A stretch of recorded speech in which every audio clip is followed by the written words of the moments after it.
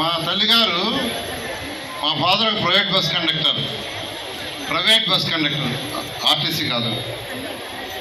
ఆయన చదివింది 8వ తరగతి. మా మదర్ ఏలుముద్ర, ఆమె చదువుకోవాలా.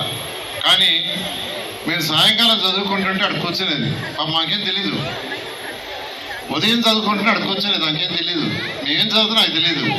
కానీ ఆమె రెగ్యులర్గా మాతో కూర్చోబెట్టి కష్టపడి చదివాం. ఆ చదవటంలో కూడా ఇదే స్కూల్లో చదివింది. చదువుల గురించి 9వ తరగతి దాకా ఎవరు అంటే స్కూల్లో చదివే ఆ రోజుల్లో. 9వ తరగతి తర్వాత ఒక మంచి టీచర్ నాకు దొరికారు, నారాయణమూర్తి గారని. ఒక మంచి టీచర్, ట్యూషన్ మాస్టర్. ఇక్కడ లక్ష్మీ ఫ్యాన్సీ స్టోర్ ఉంది ఎదురుగా, దాంట్లో కూర్చొని చదివేవాడిని. అక్కడ సేల్స్ చేస్తూ ఎదురుగానే కరెక్ట్గా ఆపోజిట్గా లక్ష్మీ ఫ్యాన్సీ స్టోర్ అని ఉండేది.